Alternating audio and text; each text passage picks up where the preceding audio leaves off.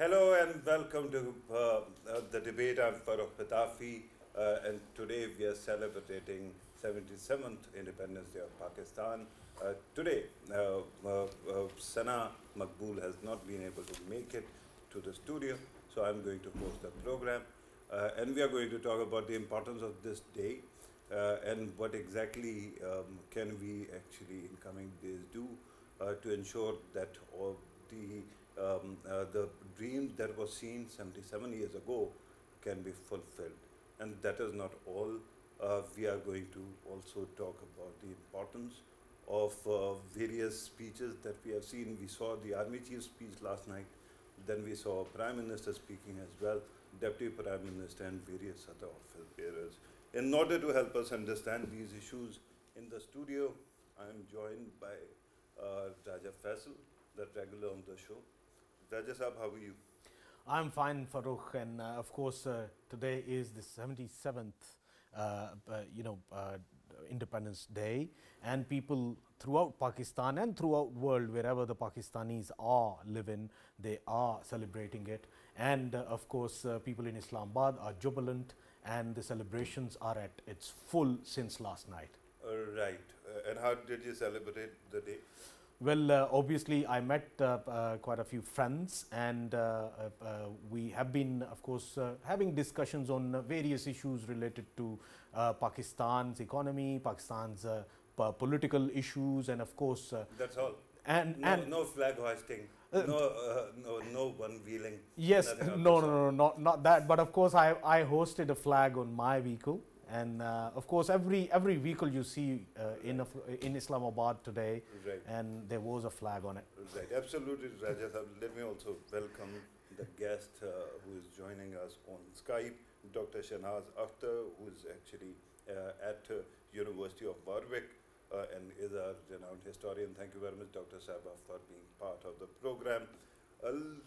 Let me start with you and let me ask you, how do you see the significance of this day, 76, 77, 78 years later of independence? So, Assalamu alaikum. Thanks so much for having me, and also happy Independence Day. Just to let you know, we've been celebrating here as well. It is something which is celebrated in the UK, and I'll definitely be having a samosa later. I think it's a really interesting time for Pakistan to be celebrating 77 years since independence. To reference something the other guest has just said, it's a time where there's a lot of political change, there's a lot of economic change, and Pakistan is, I think, really beginning to find a voice as a central player in South Asia, and it's got a really important position geopolitically. We know within the region, but we also know within the wider international community. It's, in some ways, Pakistan is one of the most forward thinking. We had a female Prime Minister back in the day, and countries like America are only just beginning to have that conversation. But in some ways, Pakistan is still finding its identity like a new country, and I think it's a really interesting period to take stock and see the route that Pakistan will go for, especially in the next couple of years. But hoping, that it brings all its citizens with it, whether they're from Islamabad or from villages in Maqbool. The hope would be that it starts having policies which are inclusive of all communities, languages, and minorities. It is important to actually look forward, but first of all, we have to actually understand what was the vision of the founders of the country, and that's where you will be able to help us. I'm going to come back to you, Dr. Sahaba, but before that, let me go to Raja Faisal. Raja Faisal, your take on the meaning of this day and how it was visualized in 1947, and what is the most important lesson so far?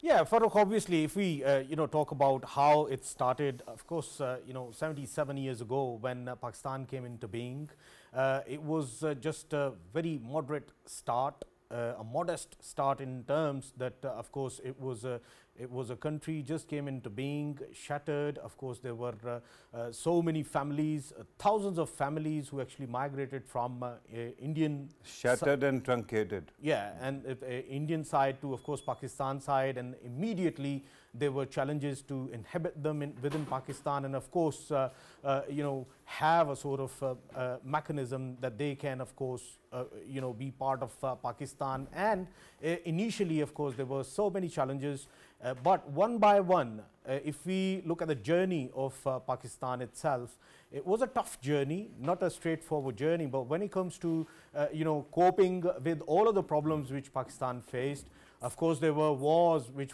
Pakistan fought against its arch rival India on the eastern border. Of course, bone of contention was Kashmir. That still remains, and Pakistan has been pivotal when it comes to war against the Soviets. When it comes to war against terrorism, Pakistan played its role. Geopolitically, Pakistan has a significance still in the world, and even now when we talk about Pakistan, Pakistan is considered as a front against the terrorism. Very recently, it's been recognized by United Nations as well that ISIS Khorasan is, of course, a very recent threat, and it is going to be a bigger threat in coming days, and Pakistan is fighting against it. And there are many more terrorist organizations that are still in Afghanistan. Still, Pakistan is fighting against them. And as we know that Chief of the Army Staff, he categorically highlighted in his speech yesterday that, of course, Pakistan is fighting against them. Right. Faisal, just to remind you, the question was about how Pakistan was visualized in 1947. But thank you very much for that detailed answer. Let me also remind you, actually tell you who just arrived. Sana Maqbool has joined us in the studio. Sana, welcome. As an analyst, right? Thank you. As a guest, sure. As a guest, and of course, the roles are reversed. You can ask questions. You can actually comment as well. Yes. Sana, how was your 14th August? It was pretty good, actually. It was a lot of fun, and thanks to everybody who's actually out on the roads today. I got very, very late in the show as well. But it's okay, I understand, because it is a reason to celebrate, and unfortunately we don't get enough reasons to celebrate. And so it's nice to see people doing that and getting together. While at the same time, of course, it's important to understand the value that the day in itself holds. And so for me personally, I think it was more reflective about what the country is, what meaning it holds for me, and what exactly one can expect from the society, and how we can actually improve, and what we owe to the country. Because I think a lot of what as children we sort of envisioned the country to be, or hoped it to be, unfortunately in a lot of ways perhaps it isn't there yet. But that, of course, is dependent upon the people and all of us who have to do much better than what we're doing right now. And so it was a lot more about that in terms of what 14th August used to be as children and what it is today. Yeah. Right, and there's a difference, obviously, right? Okay, let me go back to Dr. Shahnaz Akhter. Dr. Sahiba, earlier I was asking you about the vision of the founding fathers. If we were to reconstruct what kind of Pakistan they would have loved to see today, could you help us understand in that context? Because one thing is for sure, of course, we have more or less tried to actually tread the path carefully, but there were times when we actually lost our way and we had to find the long way back to the trail. So what kind of vision was there, and how close are we to that vision? So the founding fathers, particularly during that, when he was having those negotiations with both the English government and with the other three people in the room, Nehru and Gandhi, was really to find somewhere, a homeland for Muslims. I think there's always been and I think somewhat academic debate over whether Pakistan was a country for Muslims or a country or an Islamic country. But I think you can't look at what Jinnah did without looking at the context of the clumsiness of colonialism and the way the line of partition, which is also called the Radcliffe Line, was done. And I think one of the issues, and I think one of your the other guest said about it quite eloquently, was this like sudden movement of communities from India into Pakistan. And, you know, we had people who were moving over to Lahore from Delhi. And I know that there's an amazing project called Project Dastan, which really talks about the statelessness that some of these people felt. I think one of the things that we know that Jinnah was absolutely no, his founding principle was on equality, particularly a gender equality. I don't think you can talk about the founding fathers without actually acknowledging the role of Fatima Jinnah in the conversation. So I think it wasn't just the founding fathers. There were women also playing a huge role behind the scenes in these conversations. And so I think a lot where Pakistan is compared to where it is now, I'd like to see particularly his vision that it would be a safe place for all minorities. It's a conversation which Pakistan is having, but also I think he had a really pluralistic view of what it means to be a Muslim. I think he realized that actually, you know, people's visions of Islam are imbued by their areas, their cultures, and I think he really knew that Pakistan was going to be a home for all identities and so many different languages. And I think that is to be celebrated, that you go from Islamabad, which is this amazing cosmopolitan place, to the Northwest, where, you know, it's completely different, but they're all connected by the idea that they're Pakistani, that they're all Muslims. And I think that's credit to Jinnah's vision, that he didn't come in as we've seen. About when you were talking about Qaid-e-Azam's vision, pluralism and pluralistic vision, the question is whether you were actually referring to his August 11th speech, or there's more content there to actually focus on that issue, because it seems that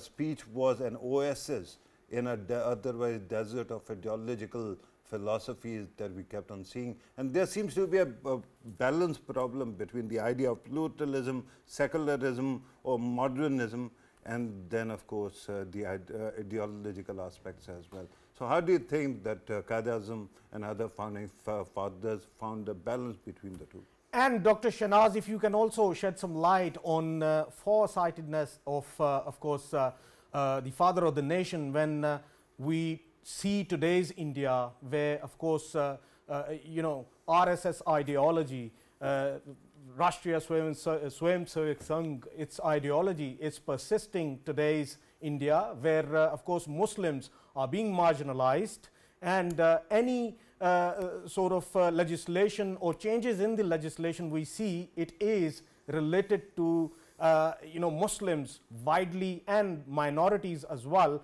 They are being neglected in today's India, and in today's India they don't want to call themselves as Indians, rather they want to call their country as Bharat or Akhand Bharat or something like that. And can we say that it was vision of father of the nation Qaid-e-Azam Muhammad Ali Jinnah, that he already predicted that in coming future Muslims would be further marginalized, and to safeguard them, only solution of for subcontinent is to have separate homeland for the Muslims? And Dr. Saber, you'll have to actually clearly demarcate where my answer ends and where Faisal's question starts, because both are very different. Yes. So if I begin with your question, I think it's you can't just look at Jinnah's visions within the context of a speech. That takes away the entire thinking behind him. And Jinnah had his education within the UK. We know he went to the bar, and we know that the speech came as a series of conversations that he'd had. And so it's really interesting because people always focus on that speech, and actually a lot of the thinking around it was based on the practicalities, We know, for example, with Kashmir, that actually the original vision was to allow them to have a lot of their principalities and allow them to attain some kind of independence. So I think you can't just look at Jinnah within the context of one speech. You have to look at him with who he was as a person, his vision for economic stability, his emphasis on education. We know that his cabinet brought in a lot of experts. So I think to look at it just within speeches, as we know, we've seen these today, we've seen the last couple of days are always designed to inspire, but also kind of you can't look at the actual framework that it's meant to have. And so I think when you look at Jinnah's legacy, you have to look at the frameworks that he put in for government, the frameworks that he put in for education, but also realize that he was constrained by those colonial legacies that were left behind by the UK. So it would have been impossible for Jinnah to come in and go, I am going to restructure the entire education and economic system. That just wasn't in his gift to do. He was working with a line of partition that was done within 4 weeks. It was done really clumsily. It was something that they wanted. We know that the founding fathers wanted their own community, but he was constrained by the economic situation that the British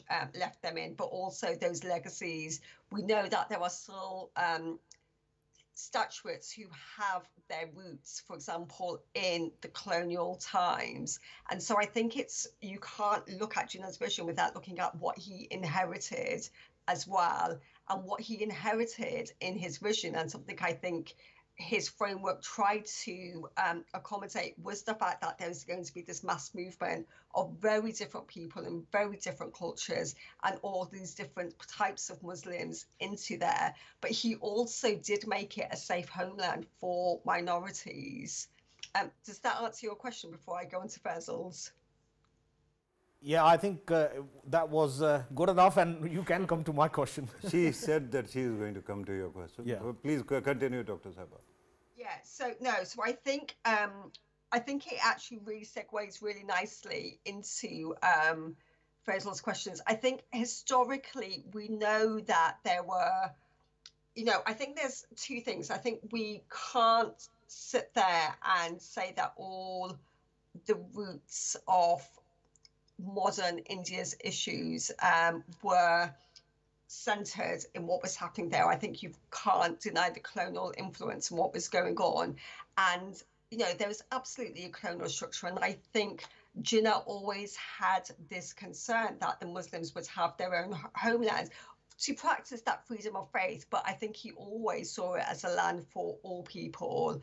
And I think perhaps none of the founding fathers were ready for the shock of the violence of partition, which we know that, was this awful period in all of the countries' history. We also know that Jinnah didn't think about the idea that Bangladesh might want to go into its own country as well.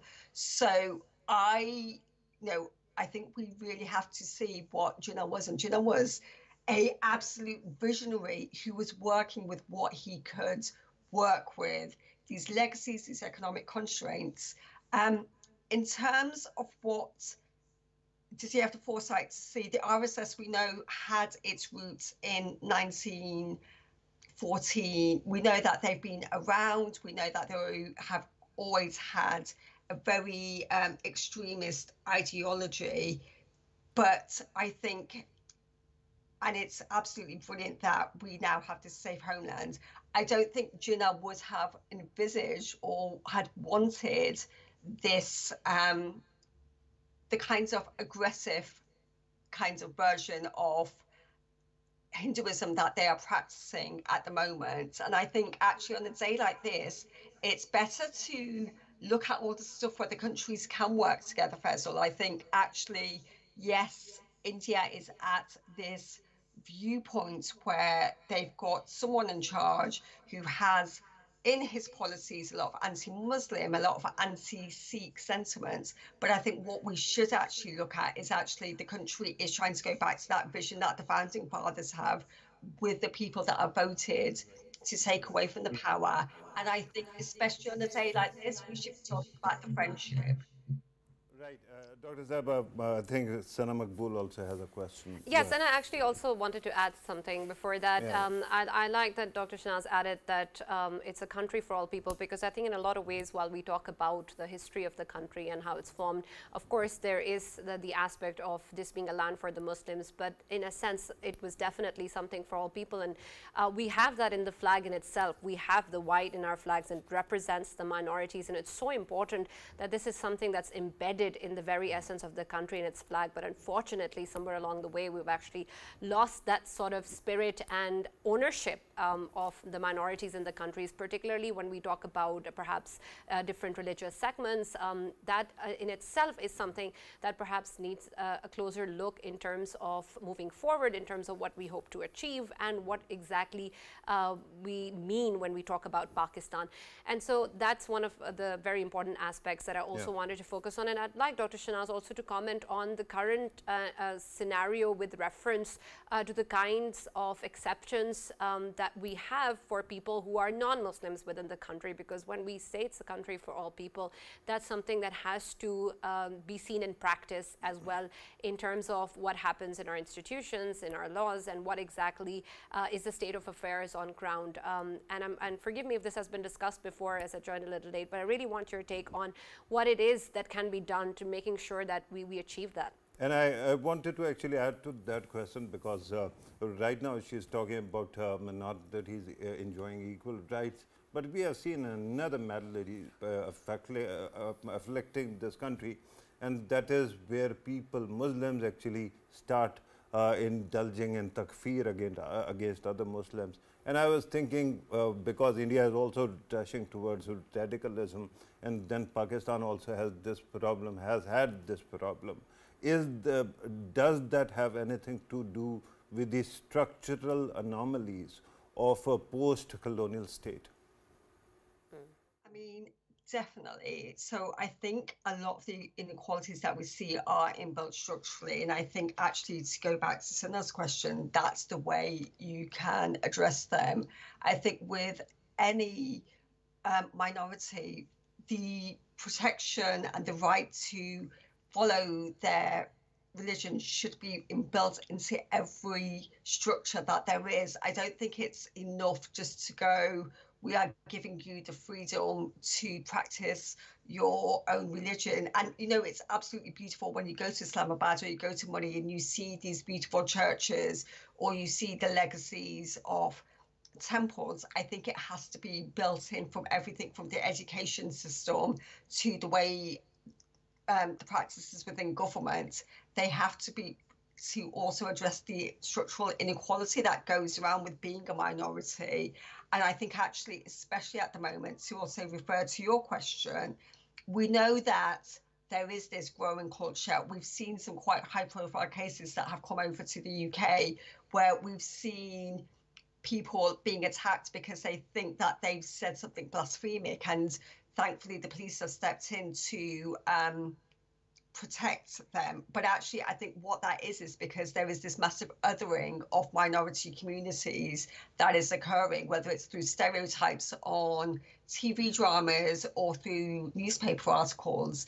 And I think seeing them as not as a community within, but as a community which is part of Pakistan and which contributes to it economically, socially, and could do so much more, is the right way to, I think, follow Jinnah's decision.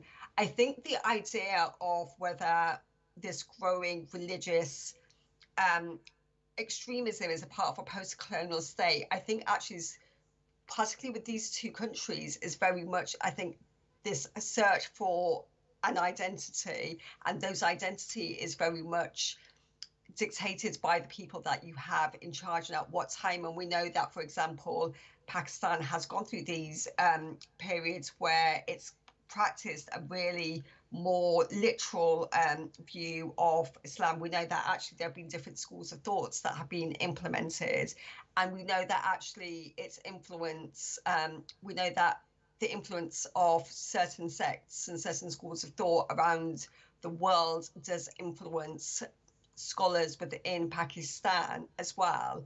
And I think it's whose voices do you allow to dominate, and do you allow those voices who somehow don't take in for those structural inequalities? Because I think actually you can make all the lovely speeches that you want, but unless you address structural inequality, and that's from an intersectional point of view, you can't just say, well, we have one amazing person who has shown this as the exception. It has to be, do we give enough funding to the areas where there are minorities?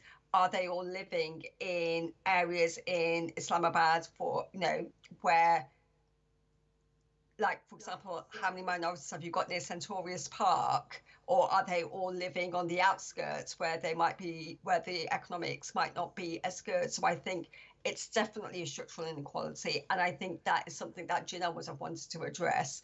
But I also think there is something about the fact that Pakistan and India in 70 years haven't quite resolved this conversation about what their religious identity looks like, because I think the founding fathers all wanted it to be a safe place for different people. But when you get people like Modi in, or you get religious scholars who have this extreme view, then I think that's where the issues arrive. I hope that you didn't call Modi a religious scholar, but I have to actually move on. Let me come back to the studio with your permission. For Dr. Faisal, one thing that while we are talking about the evolution of political and ideological thought in Pakistan, what I was thinking was that I've read books upon books on the evolution of thought and ideology and culture for that matter. But I haven't seen a comprehensive, retelling of what went wrong and where it went wrong, and we ended up with elements like TTP, TLP, and umpteen others. I know that every time I'm going to ask you a question, you are either going to end up in India or Afghanistan. But right now, because today is Pakistan's Independence Day, I'll request you to actually focus on that. Since the time of KK Aziz, we haven't seen anybody actually bringing together the entire story, and then we can analyze through that where we might have actually made mistakes. And I don't mean just overall evolution or a generic statement, but which institution, especially when it came to ideology, parliament, or the Supreme Court of Pakistan, other institutions might have played some kind of role in confusing us somewhere. And then how did we emerge out of that? Yeah, it's a very good question. And Farrukh, if we talk about Pakistan, of course, the element of extremism, it started getting space within our society, of course, back in the 80s, the time when our western border, of course, was fragile, and things were not good enough in there, and we are not crossing that border. But the sentiment, of course, in Pakistan was of that nature, in which, of course, the extremism persisted, and extremism made its own ways within our society. It persisted in Pakistan for a long time, and I think the 20 years of war on terror which Pakistan fought against since 9/11, that is an evidence that the roots of extremism within Pakistan was so deep that it was a very hard job to do. But of course, thanks to our security forces and intelligence services, that they have been relentlessly working against it.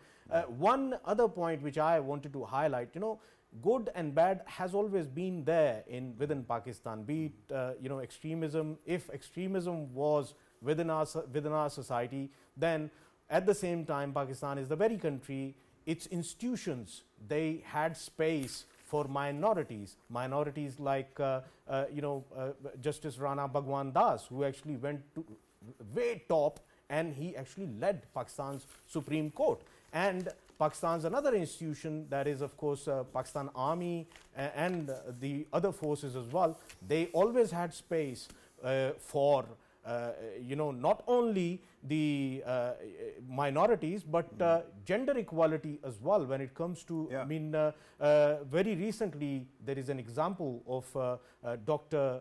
Helen Mary Roberts, who happens to be not only she's from the Christian community, but of course she's a female, and she has been you know, promoted to the rank of 1-star general of Pakistan's military. So this is an achievement, and this is something that has always been there. I mean, there were many many from the Christians, within the Christians. And I just wanted to highlight another thing. While Pakistan was fighting against terrorism, there were a couple of Hindus as well from Sindh province. One of them was Hindus officer. and Sikhs Punjab, from Punjab also. One of them was an officer, and other one was, of course, a Jawan. Both of them, they laid their lives for Pakistan, fighting against terrorism. So these sort of examples are everywhere. I actually participated Pakistan. in one of such funerals as well. And I think that whosoever is a Pakistani is our brother, regardless of their faith and their creed. Allow me to actually, because we are running short of time, let me go to Sana Maqbool. Sana, I'm going to actually refurbish the same question and bring it to you. And there's a reason why I'm saying this. Because we are not merely talking about the way our state might have set the narrative, but people like me, people like you, who have actually contributed to some kind of confusion, particularly when it comes to the role of Punjab textbook board or textbook boards, and the way we ended up actually cramming together this syllabus that might have confused a lot of people rather than helping them. Where is the responsibility of the intellectuals of the country to come up with a very clear narrative? Of course, countries have, Faisal has pointed out many positive things, and every country has negative elements also. But why actually there is always this desire to brush everything under the carpet, which is not that enjoyable. So why is it that our intellectuals have not stepped up to the plate? There's definitely a multitude of reasons for that, and I want to start with something that I actually wanted to talk about. Earlier today, I saw this content coming in from Dawn, and it was something that really inspired me, and it talked about how over the years, starting from the 1940s till the 2000s, we've seen the contribution that people from the literature side, from music and poetry, have contributed to standing up against oppression, standing for change in society. And I mean, we've had such great poets and writers along the way who have said so many wonderful things. We have had singers, female singers, who have stepped up and really stood up against the kind of oppression that we've had sometimes from the state as well. Comes to mind. Absolutely, Iqbal Banu comes to mind. I mean, she hosted, she was part of that event in Alhambra in Lahore, where 50,000 people attended, and this was something during General Razia's regime that took place, and something that she did in defiance of that, and wearing a sari, because there was a decree that was just came out prohibiting women from wearing saris, and she did that despite of that, and sang Hum Dekhenge. And what a moment. And so it was such a powerful thing to see all of that coming in, and I think all of those men and women have contributed so much to change in our society, and I feel like somewhere along the way, unfortunately, we have lost those voices. Perhaps they have been actively curbed as well.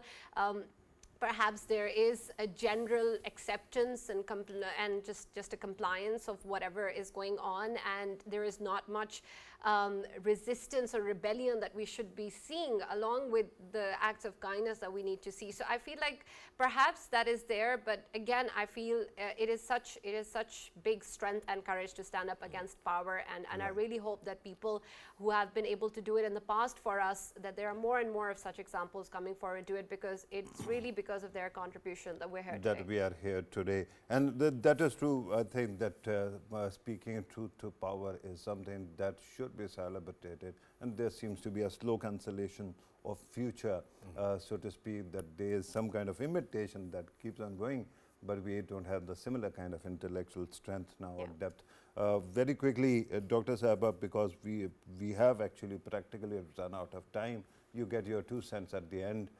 Kindly give us a generic conclusion to the program.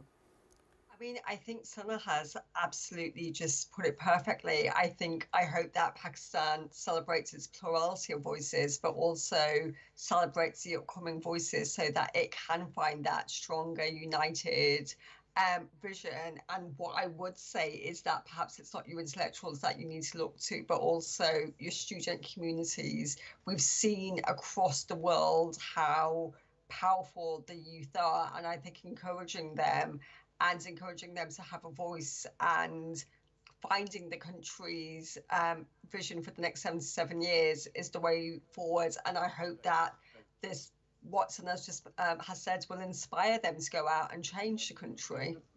Absolutely, Dr. Zaba. I'm told that we have to leave it there. Thank you very much for being part of the program. Sana, Maqbool and Raja Faisal, thank you very much for being part of the program as well. Because the only thing that I'm going to say, today is a great day to celebrate, and we are celebrating it. But if you are a Pakistani intellectual, we need those books to actually bring together the story and to understand, help us understand what exactly is that we still need to do, because there seems to be a dearth of that kind of intellectual contribution now, as I pointed out, and as I quoted Mark Fisher, the slow cancellation of the future, where future seems a cheap imitation of the past, is something that a country like Pakistan cannot afford. This was today's program. Thank you very much for watching. Once again, Pakistan Zindabad, and a happy Independence Day.